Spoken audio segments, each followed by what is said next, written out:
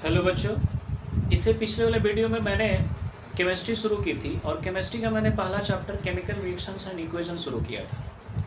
Chemical reaction and equation में मैंने आपको बेसिक सी बात बताई थी कि केमिकल रिएक्शन क्या होता है और साथ ही साथ मैंने केमिकल इक्वेशन के बारे में भी बताया था। उसी केमिकल इक्वेशन के बातचीत को हम लोग आगे लेके चल रहे हैं। ठीक है, चीज़ों को बड़े ही आराम से और ध्यान से समझते चलिएगा।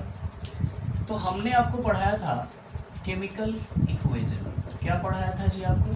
Chemical equation. ये केमिकल इक्वेशन मैंने बोला था कि दो तरह के होते हैं। एक होता है आपका सिंबल इक्वेशन और एक जो होता है आपका क्या होता है, वर्ड इक्वेशन। ठीक है, केमिकल इक्वेशन के बारे में ये बताया था मैंने आपको कि केमिकल इक्वेशन जो होता है किसी भी केमिकल रिएक्शन का शॉर्ट हैंड रिप्रेजेंटेशन होता है, जिसमें हम लोग रिएक्टेंट एंड प्रोडक्ट का सिंबल एंड फार्मूला यूज करते हैं। अगर मैं रिएक्टेंट एंड प्रोडक्ट का नाम लिख के अगर उसको रिप्रेजेंट करूं, ठीक है, रिएक्टेंट एंड प्रोडक्ट का नाम लिख करके वर्ड में, ठीक है, किसी भी केमिकल रिएक्शन को मैं रिप्रेजेंट करूं तो वो जो इक्वेशन होगा आपका क्या होगा, वर्ड इक्वेशन होगा। अगर मैं सिंबल एंड फार्मूला यूज करूं तो वो क्या होगा, आपका सिंबल इक्वेशन होगा। अगर मैं इस सिंबल इक्वेशन की बात करूं तो ये सिंबल इक्वेशन अपने आप में दो तरह से हो सकता है। एक हो सकता है आपका बैलेंस्ड और दूसरा जो हो सकता है वो क्या होगा आपका अनबैलेंस्ड। बैलेंस्ड और अनबैलेंस्ड के बारे में मैंने आपको बता दिया है कि बैलेंस्ड केमिकल इक्वेशन क्या होता है और अनबैलेंस्ड केमिकल इक्वेशन क्या होता है, लेकिन फिर भी एग्जांपल लेके आपको फिर से समझा देते हैं कि बैलेंस्ड केमिकल इक्वेशन में क्या होता है कि नंबर ऑफ एटम्स जो होते हैं रिएक्टेंट साइड और साथ ही साथ प्रोडक्ट साइड, वो दोनों क्या होते हैं, इक्वल होते हैं। लेकिन अनबैलेंस्ड केमिकल इक्वेशन में number of atoms reactant side और प्रोडक्ट साइड दोनों तरफ इक्वल नहीं होता है। ठीक है, जैसे एग्जांपल के लिए मैंने यहाँ पे ले लिया जिंक का रिएक्शन कराया H2SO4 के साथ और यहाँ पे बना जिंक सल्फेट। ठीक है, और फिर क्या रिलीज हुई, हाइड्रोजन गैस। अब यहाँ पे अगर मैं बात करूँ रिएक्टेंट साइड की और साथ ही साथ किसकी बात करूँ, प्रोडक्ट साइड की, तो रिएक्टेंट साइड आप देख सकते हैं कि यहाँ पे जिंक के कितने आइटम हैं, एक, हाइड्रोजन का कितना है, दो, सल्फर का कितना है, एक, और ऑक्सीजन का कितना है जी, 4। ठीक है, और प्रोडक्ट साइड की बात करें तो जिंक होगा, सल्फर होगा, ऑक्सीजन होगा और हाइड्रोजन ही होगा, क्योंकि नए आइटम तो आएंगे नहीं। ठीक है, क्यों? क्योंकि किसी भी केमिकल रिएक्शन में रीअरेंजमेंट्स या रीग्रुपिंग ऑफ एटम्स होता है। ठीक है, किसी नए तरह का आइटम इन्वॉल्व नहीं हो सकता, ओके, या फिर किसी नए तरह के आइटम का फॉर्मेशन नहीं हो सकता। मतलब कहने का है कि अगर यहाँ पे zinc, hydrogen, sulphur and oxygen participate कर रहे हैं तो यहाँ जो कुछ भी कंपाउंड बनेगा वो zinc, sulphur, oxygen and hydrogen के ही बनेंगे, किसी नए तरह का एटम का अपीयरेंस नहीं होगा। ओके, तो यहाँ पे जिंक का नंबर ऑफ एटम कितना है, 1, सल्फर का कितना है जी, 1, और ऑक्सीजन का कितना है जी, 4, और हाइड्रोजन का कितना है, 2। यहाँ पे number of atoms reactant side और number of atom product side दोनों तरफ क्या है जी, इक्वल है। ठीक है, इसीलिए आपका क्या है, ये बैलेंस्ड है। अगर मैं अनबैलेंस्ड की बात करूं तो यहाँ पे इसको समझाने के लिए मैं एग्जांपल लेता हूँ KClO3। ये डिकम्पोज होकर किस में कन्वर्ट हो गया, KCl में और O2 में। अब यहाँ पे अगर हम नंबर ऑफ एटम की बात करें रिएक्टेंट साइड और प्रोडक्ट साइड तो KClO और इधर भी KClO, ये आपका रिएक्टेंट साइड है और ये आपका क्या है जी, प्रोडक्ट साइड है। ठीक है, तो रिएक्टेंट साइड पोटेशियम का एटम 1, क्लोरीन का भी 1 और ऑक्सीजन कितना है, 3। प्रोडक्ट साइड की बात करें तो पोटेशियम का 1, क्लोरीन का 1 और ऑक्सीजन कितना है जी, 2। यहाँ पे आप देख सकते हैं ये दोनों तो ठीक है, पोटेशियम, क्लोरीन के नंबर ऑफ एटम्स जो रिएक्टेंट साइड है वहीं क्या है, आपके प्रोडक्ट साइड है। लेकिन अगर मैं ऑक्सीजन की बात करूं तो यहाँ पे ऑक्सीजन का एटम्स इक्वल नहीं है, तो ऑक्सीजन के एटम्स इक्वल ना होने की वजह से ये जो आपका केमिकल इक्वेशन है वो क्या हो गया, अनबैलेंस्ड हो गया। क्या हो गया आपका, अनबैलेंस्ड केमिकल इक्वेशन हो गया। ठीक है, ओके। अब यहाँ पे हम लोग बात करेंगे आगे कि किसी भी केमिकल इक्वेशन को हम लोग बैलेंस कैसे करेंगे, how to balance any chemical equation. उससे पहले मन में एक और सवाल आ रहा होगा कि आखिर क्यों हम किसी भी केमिकल इक्वेशन को बैलेंस करते हैं, यानी अनबैलेंस केमिकल इक्वेशन को हम लोग क्यों बैलेंस करते हैं। तो पहले मैं एग्जांपल के तौर पे समझा दूं, फिर उसके बाद आपको इसके पीछे का केमिस्ट्री क्या समझाऊंगा। जैसे एग्जांपल के लिए मैंने यहाँ पे ले लिया आपका हाइड्रोजन और ले लिया मैंने ऑक्सीजन। हाइड्रोजन और ऑक्सीजन मिलके मान लेते हैं क्या बना है, वाटर बना है। यहाँ पे हाइड्रोजन का इनिशियली अगर मास देखा जाए तो यहाँ पे मास होगा 2U, क्योंकि हाइड्रोजन के एक एटम का मास हम लेते हैं 1U, तो 2 एटम का कितना हो जाएगा जी, उन्हें 2 कर देंगे तो कितना हो जाएगा, 2U। ऑक्सीजन के एक एटम का मास कितना होता है 16 यू, तो दो एटम का 16 यू में 2 से मल्टीप्लाई कर देंगे तो कितना हो जाएगा 32 यू, यानी ये हो गया आपका 32 यू, और यहाँ पे 32 यू और ये 2 you. Total mass reactant side कितने हो गए 34। लेकिन अगर प्रोडक्ट साइड की बात करें तो हाइड्रोजन का 2 हो गया और ऑक्सीजन में कितना हो गया 16, तो ये कितना हो गया 82। यहाँ पे रिएक्टेंट के तौर पे कितना मास इन्वॉल्व हुआ है 34 यू, लेकिन प्रोडक्ट के तरफ कितना मास प्रिपेयर्ड हुआ 18 यू। क्या ऐसा संभव है कि मान लीजिए कि 34 यूनिट का मास इन्वॉल्व हो और वहाँ पे जो प्रोडक्ट बने कितना बने 18 यूनिट का? नहीं, ये संभव नहीं है, क्योंकि आपने 9th क्लास में पढ़ा है लॉज ऑफ केमिकल कॉम्बिनेशन। क्या पढ़ा है जी? Laws of chemical combination. Laws of chemical combination में आपने 2 लॉ पढ़ा होगा, एक तो पढ़ा होगा जो कि लेबोजियर ने दिया था और एक जो पढ़ा होगा जिसको जोसेफ प्राउस ने दिया था। एक को हम लोग बोलते हैं law of conservation of mass, law of conservation of मास, और जो दूसरा है वो है आपका law of definite proportion, law of definite proportion. ठीक है, तो इसी लॉ ऑफ कंजर्वेशन ऑफ मास की वजह से, ठीक है, इसी लॉ ऑफ कंजर्वेशन ऑफ मास की वजह से हम लोग ये समझते हैं कि किसी भी केमिकल रिएक्शन के दौरान ना तो मास क्रिएट होता है और ना ही मास क्या होता है डिस्ट्रॉय होता है। मास हमेशा क्या रहता है कंजर्व रहता है। जितना हम लोग रिएक्टेंट के तौर पे मास लेंगे उतना ही हमारा प्रोडक्ट के तौर पे भी मास मिलेगा। ठीक है, मास कभी भी अल्टर नहीं करेगा। ये क्यों भाई? क्योंकि laws of conservation of mass यही कहती है। ठीक है, law of conservation of mass यही कहती है। Law of conservation of mass दिया किसने था जी? Laurent Lavoisier. ठीक है ना, एंटोनी लॉरेंट लेवोजियर उनका नाम था। और लॉ ऑफ एक डिफिनिट प्रोपोर्शन है, ये 9th क्लास में आपने पढ़ा होगा, इसलिए मैं इसको ज़्यादा नहीं बता रहा। Law of definite proportion. अब यहाँ पे सवाल क्लियर हो गया कि आखिर क्यों हम किसी भी केमिकल रिएक्शन को अनबैलेंस्ड केमिकल इक्वेशन को हम बैलेंस करते हैं। बैलेंस इसलिए करते हैं ताकि laws of conservation of mass क्या हो, फुलफिल हो। ठीक है, तो laws of conservation of mass को फुलफिल करने के लिए हम लोग किसी भी अनबैलेंस्ड केमिकल इक्वेशन को क्या करते हैं, बैलेंस करते हैं। चलिए यहाँ पे देख लेते हैं। यहाँ पे हाइड्रोजन है, ऑक्सीजन था, और यहाँ पे क्या बना था जी? वाटर बना था। ठीक है, तो यहाँ पे हमने बोला कि ये 2u है और यहाँ पे कितना है, ये 32u है, और ये कितना बना 80u। ये तो संभव नहीं है, तो हम क्या करते हैं, अब इसको बैलेंस करेंगे यानी नंबर ऑफ एटम्स को क्या करेंगे, इक्वल करेंगे, reactant side and product side. अब यहाँ पे देखेंगे जरा आप कि यहाँ पे ऑक्सीजन कितना है, तो लेकिन ऑक्सीजन यहाँ पे कितना है, एक ही एटम दिख रहा है, तो हम यहाँ पे क्या लगा दिए, 2 लगा दिए। क्यों लगाए हम समझाएंगे आपको। अब यहाँ पे हाइड्रोजन कितना हो गया, 4। ऑक्सीजन तो बैलेंस हो गया कि 2 एटम हो गए, लेकिन यहाँ पे हाइड्रोजन कितने हो गए, 4 हो गए। ठीक है, कितने आइटम्स हो गए, 4 आइटम्स हो गए, लेकिन यहाँ पे कितना है, 2, तो यहाँ पे हमने क्या लगा दिया, 2 लगा दिया। अब यहाँ पे हाइड्रोजन भी क्या हो गया, बैलेंस हो गया, और साथ ही साथ क्या बैलेंस हो गया, ऑक्सीजन बैलेंस हो गया। जैसे ही हम लोग नंबर ऑफ एटम्स को बैलेंस करेंगे, यानी अनबैलेंस केमिकल इक्वेशन को जब बैलेंस केमिकल इक्वेशन में कन्वर्ट करेंगे, तो यहाँ पे एटम्स बैलेंस होने की वजह से आपका मास भी क्या हो जाएगा, बैलेंस हो जाएगा, और ये किसको होल्ड करेगा जी, laws of conservation of mass को। अब यहाँ पे देखिए जरा, अब यहाँ पे 2:2 लेने का मतलब हुआ कि 2 मल्टीप्लाई कितना हो गया जी, 2, यानी कितना हो गया, ये तो 4u हो गया। ऑक्सीजन का कितना हो जाएगा, 32u, और यहाँ पे H2 का तो 18u निकाले ही है, और यहाँ पे 2 से मल्टीप्लाई करने के बाद कितना हो गया, 36u, यानी 32 और 4 कितना हुआ, 36। रिएक्टेंट साइड में मास कितना है, 36 यूनिट, और प्रोडक्ट साइड में मास कितना है, 36 यूनिट। अब यहाँ से आपके अंदर एक लॉजिक क्रिएट हुआ होगा, ठीक है, या फिर आपको अपने सवाल का जवाब मिल गया होगा कि किसी भी हम लोग अनबैलेंस्ड केमिकल इक्वेशन को बैलेंस क्यों करते हैं। ठीक है, इज इट क्लियर? अच्छा, अब रह गया सवाल कि आखिर, ठीक है, ये तो हमने सीख लिया कि किसी भी केमिकल रिएक्शन, किसी भी अनबैलेंस्ड केमिकल इक्वेशन को हम लोग बैलेंस्ड क्यों करते हैं। अब ये सवाल है कि आखिर हम लोग कैसे बैलेंस करेंगे। ठीक है, तो उसके लिए बड़ा सा सिंपल तरीका है जिसको हम लोग बोलते हैं हीट एंड ट्रायल मेथड। ठीक है, या फिर ट्रायल एंड एरर मेथड, दोनों सेम नाम है, हीट एंड ट्रायल या ट्रायल एंड एरर। इसमें करते क्या है हम लोग, एक कोई अप्रोप्रिएट हम लोग क्या सिलेक्ट करते हैं, कोफिशिएंट सेलेक्ट करते हैं। क्या सेलेक्ट करते हैं, कोफिशिएंट।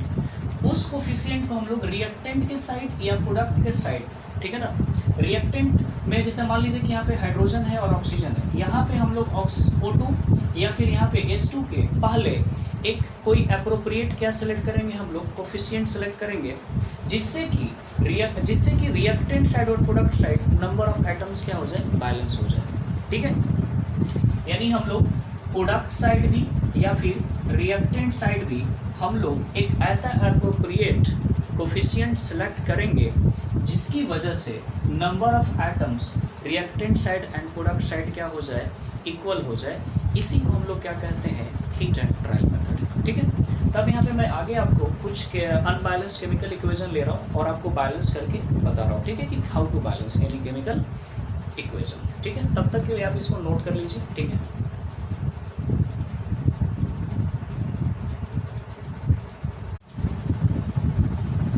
तो यहाँ पे मैंने कुछ अनबैलेंस केमिकल इक्वेशन के एग्जांपल लिए हैं, जिसको हम लोग क्या करेंगे, बैलेंस करेंगे। किस तरीके से जी, हीट एंड ट्रायल मेथड से या फिर ट्रायल एंड एरर मेथड से।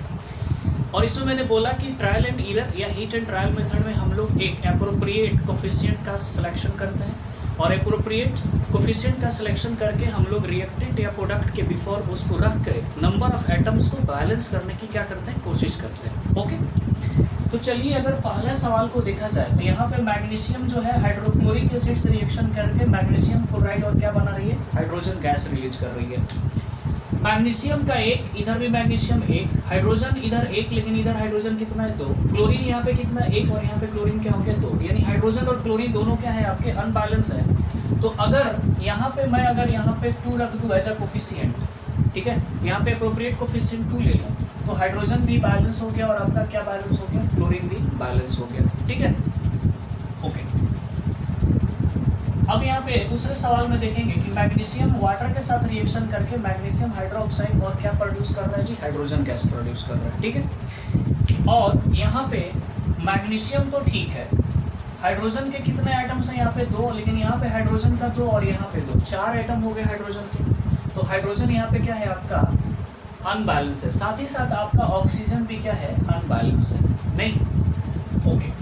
तो यहाँ पे देखिए कि हाइड्रोजन यहाँ पे कितना है, 2, और यहाँ पे कितना है, 2, टोटल कितने हो गए, 4, और यहाँ पे कितना है, 2। तो यहाँ पे हम एक एप्रोप्रिएट कोफिशिएंट क्या ले लेते हैं, 2, क्या ले लेते हैं, 2 ले लेते हैं। तो 2 लेने से आपका हाइड्रोजन तो बैलेंस हो गया, साथ ही साथ आपका ऑक्सीजन भी बैलेंस हो गया, क्योंकि यहाँ पे 2H2O होने की वजह से ऑक्सीजन के भी कितने आइटम्स हो गए, 2 आइटम्स हो गए, और यहाँ पे भी ऑक्सीजन कितने आइटम्स हैं, 2 आइटम्स हैं, ओके, ठीक है। आगे चल रहे हैं, नेक्स्ट क्वेश्चन है आपका, एल्युमिनियम क्लोराइड कैल्शियम हाइड्रोक्साइड से रिएक्शन करके एल्युमिनियम हाइड्रोक्साइड और कैल्शियम क्लोराइड बना रहा है। अब यहाँ पे एल्युमिनियम बैलेंस है। क्लोरीन को देखा जाए तो क्लोरीन यहाँ पे 3 है और यहाँ पे क्लोरीन क्या है आपका, 2 है, नहीं, यहाँ पे कैल्शियम सिंगल एटम है, यहाँ भी कैल्शियम क्या है, सिंगल एटम है। लेकिन यहाँ पे अगर OH को देखा जाए, OH को मैं सिंगल एंटिटी मान के चल रहा हूँ, एज मैंने एक ही में मान के चल रहा हूँ OH, तो OH यहाँ पे 2 है और OH यहाँ पे क्या है, 3 है। जहाँ भी ऐसा हो कि एक तरफ 2 और एक तरफ 3 हो, तो ऐसे सिचुएशन में हम लोग क्या ले लेंगे, एलसीएम ले लेंगे। तो 2 और 3 का एलसीएम आपका कितना हो जाएगा, 6, नहीं सॉरी 2 और 3 का एलसीएम क्या हो जाएगा, 6। अब आपसे पूछ रहा हूँ कि इस 2 में किस चीज़ से मल्टीप्लाई करें कि 6 हो जाए, तो बेशक किस से मल्टीप्लाई करना पड़ेगा, 3 से, और इस 3 में किस चीज़ से मल्टीप्लाई करें कि 6 हो जाए, तो 2 से। अब यहाँ पे देखेंगे कि क्लोरीन अब क्या हो गया, आपका बैलेंस हो गया, क्लोरीन इधर भी 6 और इधर भी क्या हो गया, 6। लेकिन एल्युमिनियम यहाँ पे 2 हो गया, लेकिन एल्युमिनियम यहाँ पे कितना है, 1 ही है, इसीलिए हमने यहाँ पे क्या प्लेस कर दिया, 2। अब यहाँ पे एल्युमिनियम क्या हो गया, 2, लेकिन यहाँ पे OH को देखें आप, तो OH के कितने आइटम्स हो गए, टोटल 6 आइटम हो गए, कितने हो गए, 6। लेकिन यहाँ पे OH के कितने आइटम है, 2, इसीलिए हमने यहाँ पे क्या रिप्लेस कर लिया, 3। जैसे ही हमने 3 रिप्लेस किया, यहाँ पे कैल्शियम भी आपका क्या हो गया, बैलेंस हो गया, ओके। नेक्स्ट चलते हैं, एल्युमिनियम जो है सल्फ्यूरिक एसिड से रिएक्शन कर रहा है, तो क्या बन रहा है, एल्युमिनियम सल्फेट, और क्या बन रहा है जी, हाइड्रोजन। तो यहाँ पे हमने क्या करा कि एल्युमिनियम यहाँ पे 1 है और एल्युमिनियम यहाँ पे कितना है, 2 है, ठीक है। यहाँ पे SO4 को अगर एज अ सिंगल समझो, तो SO4 यहाँ पे कितना है आपका, 1 है, और यहाँ पे SO4 कितना है आपका, 3 है। हाइड्रोजन की बात करूँ तो यहाँ पे हाइड्रोजन 2 है और यहाँ पे भी हाइड्रोजन क्या है, 2। हाइड्रोजन बैलेंस है, एल्युमिनियम और सल्फेट जो है आपका वो क्या है, अनबैलेंस है। तो अगर मैं यहाँ पे SO4 को बैलेंस करने के लिए अगर मैं यहाँ पे 3 लगा दूँ, क्या लगा दूँ, 3 लगा दूँ, SO4 तो बैलेंस हो गया, लेकिन हाइड्रोजन क्या हो गया आपका, अनबैलेंस हो गया। तो हाइड्रोजन को बैलेंस करने के लिए हमने यहाँ पे भी क्या लगा दिया, 3 लगा दिया। अब यहाँ पे एल्युमिनियम अनबैलेंस है, तो एल्युमिनियम को बैलेंस करने के लिए हमने यहाँ पे 2 लगा दिया। ओके, आई होप कि आप समझ रहे होंगे, ठीक है। तो यहाँ पे हम एप्रोप्रिएट कोफिशिएंट का सिलेक्शन कर रहे हैं और उसको रिएक्टेंट और प्रोडक्ट के बिफोर रख रहे हैं ताकि नंबर ऑफ एटम्स क्या हो सके, बैलेंस हो सके, आई मीन इक्वल हो सके। इसी को हम लोग बोलते हैं heat and trial method. Okay, next यहाँ पे आयरन है, आयरन को वाटर के साथ रिएक्शन कराया गया तो ये बनाया, इसको बोलते हैं फेरसोफेरिक ऑक्साइड, क्या बोलते हैं, या फिर इसको बोलते हैं आयरन 2,3 ऑक्साइड, ठीक है। नामकरण आगे हम लोग देख लेंगे, ठीक है, फिलहाल उससे मतलब नहीं है, हमको तो एटम्स बैलेंस करने हैं। यहाँ पे आयरन कितना है 1 और यहाँ पे आयरन कितना है 3, नहीं तो हमने आगे भी देखा, यहाँ पे हाइड्रोजन कितना 2 और यहाँ पे हाइड्रोजन क्या है, हाइड्रोजन बैलेंस है, लेकिन आयरन यहाँ पे क्या है जी, अनबैलेंस। साथ ही साथ आपका ऑक्सीजन भी क्या है, आपका अनबैलेंस है, क्या है, अनबैलेंस है। हमने यहाँ पे पहले ऑक्सीजन को ही बैलेंस करने की कोशिश करी, तो ऑक्सीजन को बैलेंस करने की कोशिश करी तो यहाँ पे ऑक्सीजन 4 होने की वजह से हमने यहाँ पे क्या लगा दिया 4, क्या लगा दिया 4। यहाँ पे ऑक्सीजन तो बैलेंस हो गया, अब हाइड्रोजन अनबैलेंस हो गया, तो हाइड्रोजन को बैलेंस करने के लिए मैंने यहाँ पे क्या लगा दिया 4 लगा दिया। अब यहाँ पे जो एक चीज बच गई वो क्या है, आयरन, तो आयरन को बैलेंस करने के लिए हमने यहाँ पे 3 लगा दिया।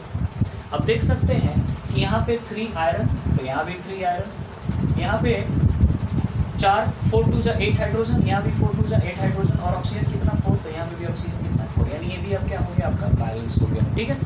फिर यहाँ पे देख लेते हैं, यहाँ पे पोटेशियम क्लोरेट है, डिकम्पोज हुआ पोटेशियम क्लोराइड एंड ऑक्सीजन में, तो यहाँ पे के पोटेशियम और क्लोरीन दोनों क्या है, बैलेंस्ड नहीं, लेकिन ऑक्सीजन क्या है यहाँ पे अनबैलेंस्ड। यहाँ पे 3 है और यहाँ पे क्या है 2 है, तो मैंने बोला कि जहाँ भी ऐसी नौबत है वहाँ पे क्या ले लें, एलसीएम ले लें, तो 3 2 कैल्शियम कितना होता है 6, तो यहाँ पे हमने 2 से कर दिया, 2 रख दिया यहाँ पे, तो ऑक्सीजन कितना हो गया 6 और यहाँ पे हमने क्या रख दिया 3 रख दिया, तो यहाँ भी 6 हो गया।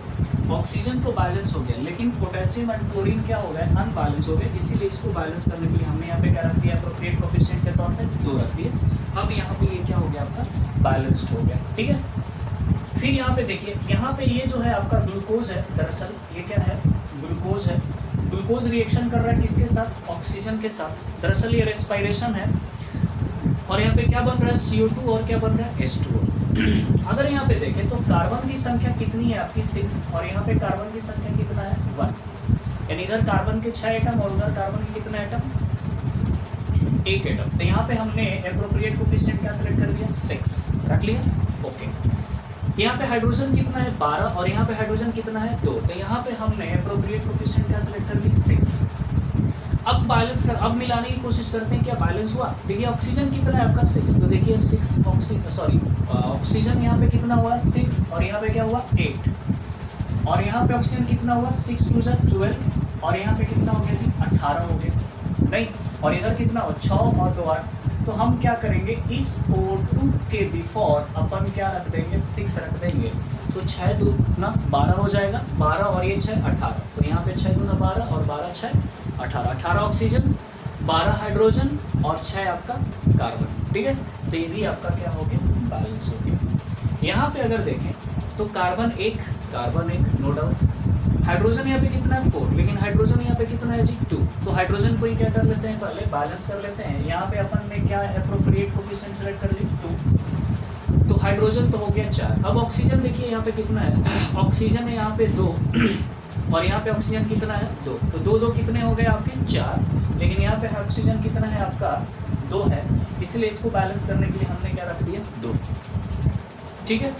अब यहाँ पे कार्बन कितना है 1 और यहाँ भी कार्बन कितना है 1, बाकी सारी चीजें क्या है आपकी बैलेंस है। फिर से एक बार मिला लेते हैं, कार्बन 1 हाइड्रोजन 4 ऑक्सीजन 4, तो 2 यहाँ पे 2 यहाँ पे 4, ये अब क्या हो गया आपका बैलेंस हो गया, ठीक है। अब यहाँ पे हम लोग बात कर लेते हैं सोडियम, और ये सोडियम किसके साथ रिएक्शन कर रहा है जी, वाटर के साथ, क्या बना रहा है सोडियम हाइड्रोक्साइड और क्या बना रहा है हाइड्रोजन गैस। सोडियम 1 एटम, यहाँ पे भी सोडियम का 1 एटम, ओके। यहाँ पे हाइड्रोजन कितना है 2, यहाँ भी हाइड्रोजन कितना है 2, लेकिन 1 होने की वजह से क्या हो गया अनबैलेंस हो गया, तो हम यहाँ पे अपने मन से क्या रख लिए, 2 रख लिए। जैसे ही हमने 2 रखा तो हाइड्रोजन कितने हो गए, 4, क्योंकि यहाँ पे 2 और यहाँ पे 2, तो हमने यहाँ पे क्या रख लिया, 2 रख लिया, रख लिया। अब यहाँ पे हाइड्रोजन क्या हो गया जी, बैलेंस हो गया। लेकिन क्या हाइड्रोजन बैलेंस हो गया, साथ ही साथ आपका ऑक्सीजन भी क्या हो गया, बैलेंस हो गया, क्योंकि ऑक्सीजन भी यहाँ पे क्या हो जाएगा, 2। अब आपका अनबैलेंस क्या हो गया, सोडियम, ठीक है ना। तो यहाँ पे इसको बैलेंस करने के लिए हमने यहाँ पे क्या लगा दिया, 2, ठीक है, क्योंकि 2 सोडियम इधर है तो 2 सोडियम इधर भी होगा। यहाँ पे देखिए, यहाँ पे सोडियम बाइकार्बोनेट है, दरअसल सोडियम बाइकार्बोनेट डिकम्पोज हो रहा है, सोडियम कार्बोनेट, कार्बन डाइऑक्साइड और इसमें आपका वाटर में। अब इसको क्या करना है जी, बैलेंस करना है। इधर देखिए सोडियम कितना, 1, और इधर कितना, 2। हमने क्या कर लिया, यहाँ पे 2 लगा लिया। 2 लगा लेने की वजह से सोडियम तो बैलेंस हो ही गया, साथ ही साथ कार्बन कितना है, 2। तो यहाँ पे देखिए कार्बन 1 और 1 कार्बन, यहाँ पे 2 कार्बन हो गए। ऑक्सीजन टोटल कितने हो गए, 3 2 6, यहाँ पे 3, यहाँ पे 2 और यहाँ पे 1, 3 2 6, बैलेंस हो गया। साथ ही साथ हाइड्रोजन, हाइड्रोजन कितना होगा, 2, तो यहाँ पे भी हाइड्रोजन क्या है आपका, 2, यानी ये यहाँ पे केवल 2 रख देने की वजह से ये पूरा क्या हो गया आपका, बैलेंस हो गया। ठीक है, यहाँ पे मैंने कुछ केमिकल अनबैलेंस केमिकल इक्वेशन लेकर के मैंने आपको बैलेंस करके दिखाया, ठीक है। तो आज की इस वीडियो में इतना ही।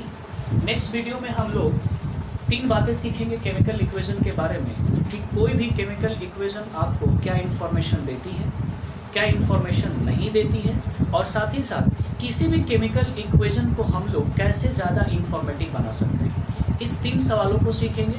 फिर उसके बाद हम लोग कैरेक्टरिस्टिक ऑफ केमिकल रिएक्शन पढ़ेंगे और टाइप्स ऑफ केमिकल रिएक्शन पढ़ेंगे, ठीक है। तो आज के लिए इतना ही। Thank you so much. तब तक आप इसको क्या कर लीजिए, नोट डाउन कर लीजिए, ओके।